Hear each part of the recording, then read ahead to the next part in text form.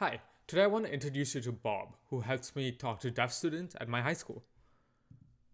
Hello, Kevin. How's it going?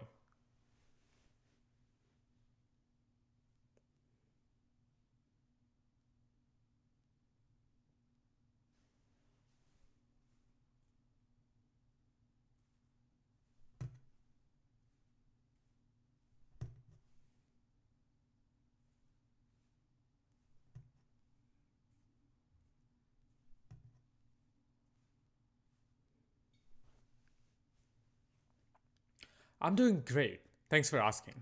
How about you?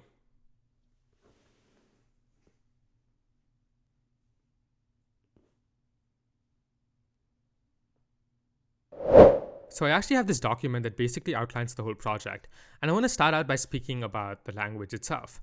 So basically, a common misconception that most people have is that ASL is the same language as English, while this is actually not true. It has its own syntax, it has its own grammar, it has its own vocabulary, etc. And the problem with most existing translation tools is that they're built on this misconception, where they effectively think that English is the same as ASL. And so their only goal is to overcome the part of deafness that is the inability to hear. And so they only typically serve as text to speech or speech to text services. And this puts a lot of additional steps for the deaf person to accommodate to be a part of the conversation. And the main purpose of this project has been to basically fix that. So just to quickly show you, this is what an English sentence would be in ASL. So there's definitely a different grammar structure. But let's go back here and I want to show what a normal conversation looks like. So on the left here, this is what a normal conversation looks like. One person speaks and receives, other person receives and speaks. And then the moment you have a language barrier, you have a tool or a human interpreter in between, which essentially works to translate between the multiple languages. And for ASL, this is always a human interpreter, while for other languages, there's no cost options like Google Translate and other services. And so the problem is that since ASL is a visual language, there's no effective tool that serves to translate between two languages at low cost. And so down here, this is what the normal conversation looks like when you use the text-to-speech or speech-to-text tool.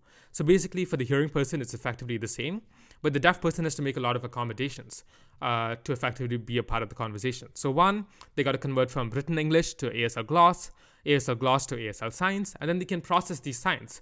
But then the moment they need to express, they need to convert from ASL signs to ASL gloss to written English, and that's what a normal conversation looks like the moment you use like a text pad or a notepad to talk to a deaf person. And the main goal for this project has been to essentially eliminate these hurdles by making sure that ASL is the primary language throughout the conversation. And so this is what it effectively looks like. We eliminate 3 steps to a sufficient degree. So the only obstacle left for the deaf person is to convert ASL signs to ASL fingerspell, which I'll talk more about now. So for the technology part of this, there were a few main complexities. So for the receptor part is the part that receives ASL and transcribes it into English. There were 3 main complexities. One was consistency. So basically with different skin tones, with different hand sizes, with different distances from the camera, with different backgrounds, the model would still have to work effectively. And actually, when I first started out, I was using a convolutional image classification network, which worked pretty well for my hands, but it did not work for some of my friends or my ASL teacher. And so that's how I shifted to my current solution. 2, another problem is that it also has to be real time. So it needs to be able to process video in real time to effectively be able to transcribe ASL into text. And that was the second challenge. And finally, just overall accuracy had to be improved. And most image classification models and existing solutions are pretty inaccurate overall. For the expressive part of the technology, which is where the software essentially takes in English and signs ASL, the main obstacle was the size of vocabulary data sets that would essentially have the signs for each word. So I had a few main solutions towards overcoming these challenges for the receptor part of the technology. So one, I use Google Mediapipe, which is points instead of a video. And 2, I used a point cloud classification model instead of an image classification model. And this effectively fixes all 3 issues: real-time, consistency, and reliability. So right now I just have a flow of the whole receptive part of the technology. So on the left, we have the client, which captures the video frames. And this is fed into a Google mediapipe model, which effectively translates the video into points, the hands into points. I normalize this data to be relative to each other, and I feed it into my point net classification model, which basically looks at the points and decides what ASL alphabet it is with a certain confidence. Then I parse these letters into sentences, and then optionally this can be fed into an LLM to fix any typos and inaccuracies, and this is outputted in the client. So I'll give you a quick demo. So this is Google mediapipe. It analyzes 21 points of each hand in the frame, and these are each essentially joined. And instead of dealing with video, I use these points from Google mediapipe, and this allows me to, one, make it a lot faster because it only deals with 21 points instead of a whole video. 2, it makes it more consistent because it's not affected by skin tone. I normalize it so it's not affected by hand size or distance from the camera. And finally, it's also not affected by differences in background because it's not a video, it's only points. And finally, I train a point net model. So this looks something like this. I basically downloaded 3 Kaggle datasets, which was about, I think, 200,000 images of different ASL alphabets. And then I augmented all this data to basically turn into Google mediapipe hand landmarks. And so it looks something like this. So this is these are the nets for the letter W, or for example, B, which is pretty cool as well. And so I basically converted all the images into point clouds, and this cut it down to about 150,000 images, which I trained my point net model on. So basically then what would work was, so this is my training accuracy. There's a sudden spike, which might be an issue in the training data, which I can fix in the future. But I trained about 5 to 6 models, and this is my most optimal approach. And so you can see here, this is the confusion matrix, and you can see that the letter K is often mistaken for the letter V. And so you can see that this is the sign for K, and this is the sign for V. And so they're really similar. In fact, I get confused between them. And these are the main problems with the inaccuracy of the model right now, which is also fixed through basic conditionals. So after the model predicts a letter with certain confidence, I also used if statements to just check whether the thumb is in between or not in between. And that helps me decide whether it's a K or a V. So even just hard-coded conditionals can work on top of the model to make it a lot more accurate, which is what I also did for the signs A, S, T, M, and N, which are all really similar signs, but this can be fixed using just straight up conditionals. And so this is how, and then I synthesize it using LLMs and just making sure that the same letter is not repeated too many times, checking frames, and then adding spaces when the hand is gone out of frame and stuff like that. And that basically synthesizes into a full sentence, which effectively transcribes ASL fingerspelling into English. So the main obstacle for the expressive part of the technology was the lack of vocabulary. And so what I did was, I started out by downloading about 9,500 videos of signs of different words. And I stored all of this in a database. And what I did was basically use Google mediapipe again. And I used both the pose landmark and the hand landmark models. And so I had the points of the body and also the hands. And I stored all of this information in the database, as well as the words. And for each word, I also embedded them and stored the embeddings in the database as well. And so basically what this allows me to do is use contextually similar words or contextually similar signs if I don't have a sign in the database. So basically, for example, if the word meal is not in the database, and say the word food is in the database. And so say this hearing person says the word meal, and I'll query the database and I'll use the cosine similarity function to basically check for words similar to meal. And then I'll find the word for food and I'll play that sign instead. So for example, so this is the flow. Basically the client says words. I use semantic search. I embed the input words and then I check with the embeddings in the database to find a contextually similar word. And then I play these animations. And if there's definitely no word, then I use finger spelling. So I basically spell out the word instead, which is what typically happens for ASL. So I have an example right here. So let's say in the database, I want to check if the word food is in there, right? Well, the word food isn't there, but I can also see that the word meal is really similar, or the word eat or hungry or snack. Or even I can check hello, and you can see hi, greeting, hey, dear, right? So if this number meets a certain cutoff, then I use the sign for this instead, right? And that's basically how I expanded the vocabulary in the database and also allowed the expressive avatar to say more words. And worst case, if the word's not in the database, then you just fingerspell it, just like a deaf person would do. So there's a few main limitations to the project right now. One is that it only receives fingerspelling, which is about 25 to 30% of spoken ASL. This can be improved by taking actual ASL words. Two is that it could be made more accurate and faster. So a deaf person signs or fingerspells really fast and should be able to keep up with that speed. And it could also be made more accurate with increased training data. And finally, the main thing is that there's 5 main parameters of the ASL language. So, for example, these are the main 5 ones. These are the fundamental concepts: movement, location, orientation, non-manual signals, and hand shape. And while it does have these 4 to some extent, it definitely does not have non-manual signals, which is like facial expressions or facial movements or body language. And so this can definitely be improved in the future by incorporating more parameters of ASL, and also just working to better include the existing functionalities of the technology.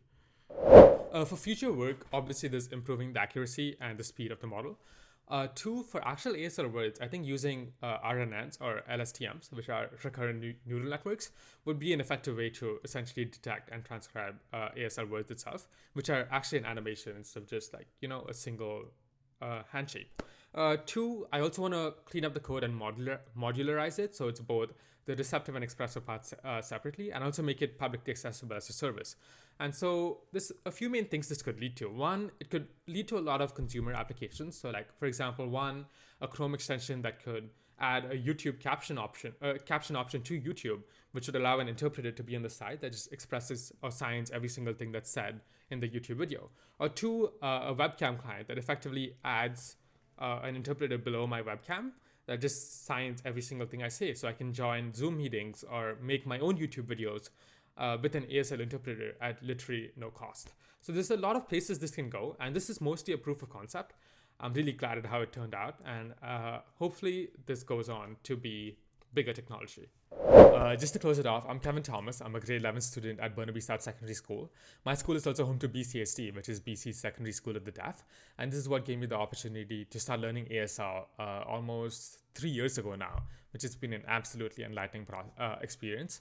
And it's also what gave me the initial motivation to work on this project. And this also means I have a lot of people to thank for this project. One is Miss Alex, my computer science teacher, who always meets my projects and ideas with so much like positivity and enthusiasm, and always encourages me to like do the very best I can.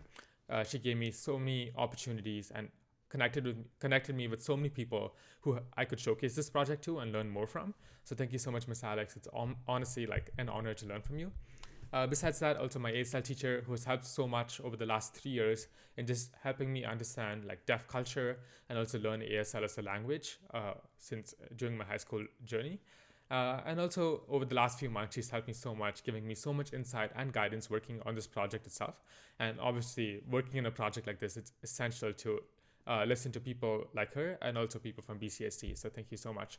And finally, also Dr. Kathleen Hall, who came all the way from UBC to Burnaby South to watch me demo this project to about 30 high school students at Burnaby South.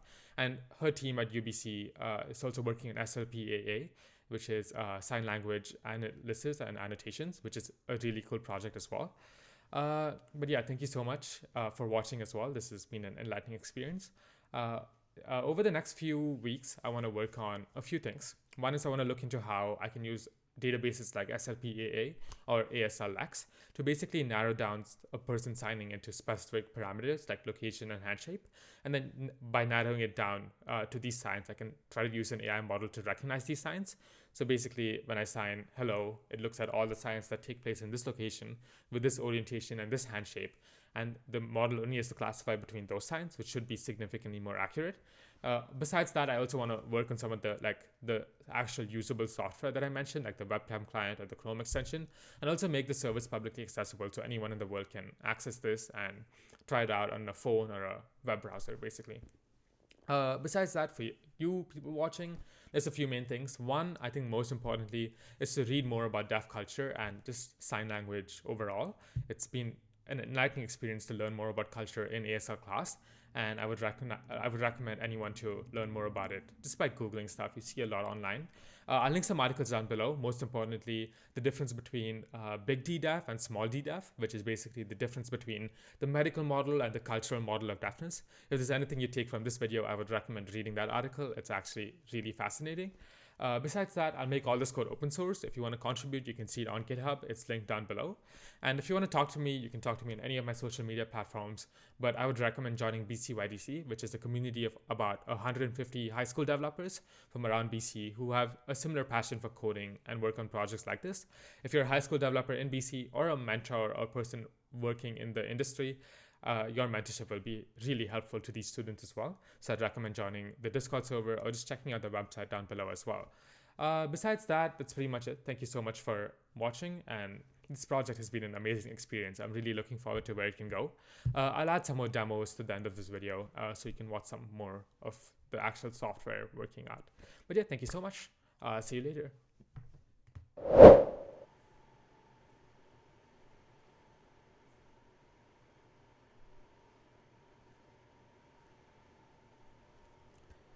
My name is Kevin Thomas.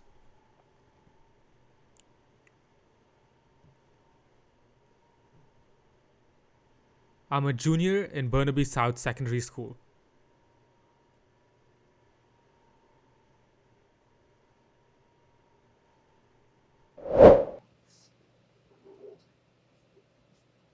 Do you need better lighting? Sometimes when It's pretty good.